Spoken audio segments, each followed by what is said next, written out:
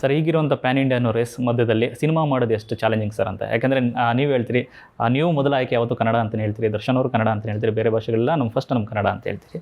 So ಆ race ಮಧ್ಯೆ ನಮ್ಮ ಸಿನಿಮಾಗಳು ಉಳಿಯೋಕ್ಕೆ ಎಷ್ಟು ಕಷ್ಟ ಅನ್ಸುತ್ತೆ? ಪ್ಯಾನ್ ಇಂಡಿಯಾ ಕ್ರೇಜ್ ಇವತ್ತಿಂದಲ್ಲ. ಪ್ಯಾನ್ ಇಂಡಿಯಾ ಅಂತ ಕ್ರೇಜು ನಾವು ಮುಂಚೆನೇ ನಾವು ರವಿ ಸರ್ ಸಿನಿಮಾ ಮಾಡ್ಬೇಕಾದ್ರೆ ಅಲ್ಲಿಂದನೂ ನೋಡ್ಕೊಂಡು ಬಂದಿದ್ದೀವಿ. ಸೊ ಅದೊಂದು ಯಾವಾಗಲೂ ಅದೊಂದು ಪೀರಿಯಡ್ ಅದು ಆ್ಯಕ್ಚುಲಿ. ಸೊ ಅದು ಬರುತ್ತೆ ಇದಾಗುತ್ತೆ ಎಲ್ಲ ಆಗುತ್ತೆ. ತಿರ್ಗಾ ಕೊನೆಗೆ ಏನಾಗುತ್ತೆ ಅಂದರೆ ಎಲ್ಲ ಭಾಷೆಯವ್ರಿಗೂ ಇಲ್ಲ ನಮ್ಮ ಸಿನಿಮಾಗಳನ್ನ ನಾವು ನೋಡಬೇಕು ಅಂತ ತಿರ್ಗಾ ಶುರು ಮಾಡ್ತಾರೆ. ಸೊ ದಟ್ ಈಸ್ ಒನ್ ಫ್ಯಾಡ್ ಅಂತ ನಾನು ಹೇಳ್ತೀನಿ. ಆ್ಯಂಡ್ ಅದು ತಪ್ಪು ಅಂತ ನಾನು ಹೇಳಲ್ಲ. ಡೆಫಿನೆಟ್ಲಿ ಮಾರ್ಕೆಟ್ ಎನ್ಲಾರ್ಜ್ ಆಗುತ್ತೆ, ನಿಮಗೆ ಮಾರ್ಕೆಟ್ ಕೆಪಾಸಿಟೀಸ್ ಇನ್ಕ್ರೀಸ್ ಆಗುತ್ತೆ.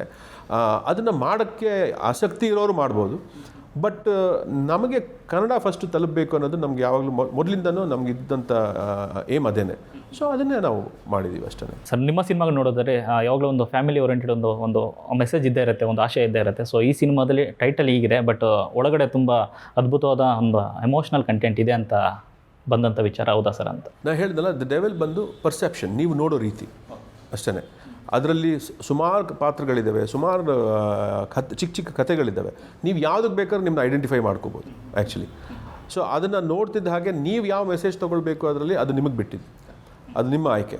ಬಟ್ ಸಿನಿಮಾಯಿಂದ ನೀವು ಆಚೆ ಬರಬೇಕಾದ್ರಂತೂ ಡೆಫಿನೆಟ್ಲಿ ಆ ಗುಂಗಲ್ಲಂತೂ ಬರ್ತೀರ, ಅದು ನಮ್ಮ ಪ್ರಾಮಿಸ್. ಸಿನಿಮಾದ ಒಂದು ಟೀಸರ್ ಬಿಡ್ತೀರ, ಅದರಲ್ಲಿ ಒಂದಷ್ಟು ವರ್ಡ್ಸ್ಗಳು ಹೋಗ್ತಾರೆ, man with a deep past. ನಂತರದಲ್ಲಿ ಒಂದಷ್ಟು ವಿಚಾರಗಳು ಬರುತ್ತೆ. ಸೊ ಮೊದಲೇ ಹೇಳಿದಾಗೆ ಅದೊಂದು ಸೇಡಿನ ಒಂದು ವಿಷಯ ಇರುತ್ತಂತ. ಮೊದಲು ಸೈಲೆಂಟ್ ಆಗಿದ್ದಂಥ ವ್ಯಕ್ತಿ ವೈಲೆಂಟ್ ಆದಾಗ ಹೇಗಿರುತ್ತೆ ಅನ್ನುವಂಥದ್ದು ಡೆವಿಲ್. ಡೀಪ್ ಪಾಸ್ಟ್ ಅಂದರೆ ಏನು ಬೇಕಾದರೂ ಆಗ್ಬೋದು ಆ್ಯಕ್ಚುಲಿ. ಅದನ್ನ ನೀವು ಅದೇ ಹೇಳಿದ್ನಲ್ಲ, ಪರ್ಸೆಪ್ಷನ್. ಓಕೆ, ಈಗ ನೀವು ಅದನ್ನು ಪರ್ಸೀವ್ ಮಾಡಿರೋದು ಬಂದು ಓಕೆ ಡಾರ್ಕ್ ಎಲಿಮೆಂಟ್ ಅವರೇನೋ ಮೊದಲು ಅಂಡರ್ ಡಾಗ್ ಆಗಿದ್ದರು, ಆಮೇಲೆ ಈ ಥರ ಬಂದರು ಅಂತ, ಅದು ನಿಮ್ಮ ಪರ್ಸೆಪ್ಷನ್. ಕತೆ ಪರ್ಸೆಪ್ಷನ್ ಅದು ಅಲ್ವೇ ಅಲ್ಲ ಆ್ಯಕ್ಚುಲಿ. ಸೊ ಹಾಗೆ ಧನುಷ್ ರಾಜಶೇಖರ್ ಬೇರೆ ಡೆವಿಲ್ ಬೇರೆ ಆಗಿರ್ತಾರ ಅಂತ ಅದು ಅವರಿಬ್ಬರನ್ನೇ ಕೇಳಬೇಕು.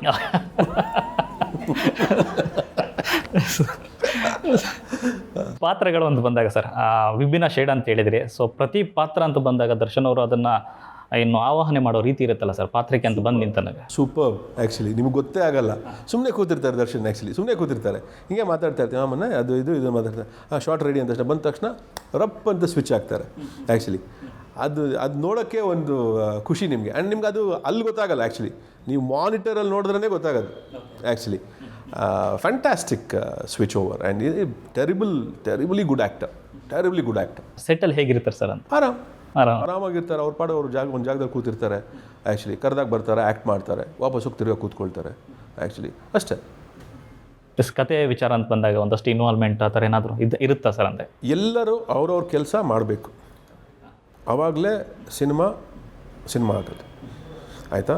ಹ್ಯಾವಿಂಗ್ ಸೆಡ್ ದ್ಯಾಟ್, ಸ್ವಲ್ಪ ಜನಕ್ಕೆ ಮಲ್ಟಿ ಟ್ಯಾಲೆಂಟೆಡ್ ಇರ್ತಾರೆ, ಮಲ್ಟಿ ಸ್ಕಿಲ್ಡ್ ಇರ್ತಾರೆ ಆ್ಯಕ್ಚುಲಿ.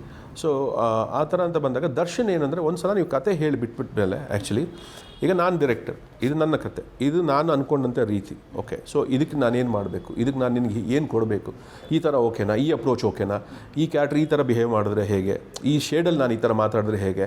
ಸೊ ಇದನ್ನು ಅವರು ಹೇಳ್ತಾರೆ ಬಿಟ್ಟರೆ, ಸೆಟ್ಟಲ್ಲಿ ಯಾವತ್ತೂ ಬಂದು ಅವರು ಇದು ಯಾಕೆ ಅದು ಯಾಕೆ ಇದನ್ನೇನಕ್ಕೆ ಮಾಡ್ತಾ ಇದ್ದೀವಿ, no questions. Purely directors actor. ನಿಮ್ಗೆ ಅದೆಲ್ಲ ಆದರೆ ಏನಾಗ್ಬಿಡುತ್ತೆ ಅಂದರೆ, ನಿಮಗೆ ಶೂಟಿಂಗ್ ನೀವು ಕರೆಕ್ಟಾಗಿ ಮಾಡೋಕ್ಕಾಗಲ್ಲ, ತುಂಬ ಕನ್ಫ್ಯೂಷನ್ಸ್ ಆಗೋಕ್ಕೆ ಶುರು ಆಗಿಬಿಡುತ್ತೆ ಆ್ಯಕ್ಚುಲಿ. ಆವಾಗ ನಿಮಗೆ ಪ್ರಾಡಕ್ಟೇ ಬರಲ್ಲ ಆಚೆ, ಇಲ್ಲ ನೀವು ಅಂದ್ಕೊಂಡು ಹಾಗೆ ಬರಲ್ಲ. So is a pure directors actor. Title ನಿಮ್ಮ ಮೂಲಕ ಬಂದದ ಅಥವಾ ದರ್ಶನ್ ಅವರು ಹೇಳದಂತ? ಸ್ಕ್ರಿಪ್ಟ್ ಮೂಲಕ ಬಂದದ. ಓಕೆ, ಅಷ್ಟೊಂದು ಕಾಡುವಂಥದ್ದು ಈ ಥರದೊಂದು ಟೈಟಲ್ಲು ಅಂದರೆ ಆರಂಭದಲ್ಲಿ ಬರ್ತದೆ. ಒಂದಷ್ಟು ಸಿನಿಮಾಗಳಿಗೆ ನೆಗೆಟಿವ್ ಟೈಟ್ಲ್ ಇಟ್ಟರೆ ಒಂದಷ್ಟು ಸಮಸ್ಯೆಗಳಾಗ್ತದೆ ಅನ್ನೋದೆಲ್ಲ ಮಾತುಗಳು ಕೇಳಿರ್ತೀವಿ. ಸೊ ನಿಮ್ಗೇನಾರು ಅನಿಸುತ್ತೆ ಸರ್ ಆ ಥರದ್ದು? ನೀವು ಒಂದು ವರ್ಡ್ ಹೇಳಿದ್ರಿ, ಅಷ್ಟು ಕಾಡೋ ಅಂತ ಟೈಟ್ಲ್ ಅಂತ, ಅಷ್ಟೇ. Okay, that is the answer.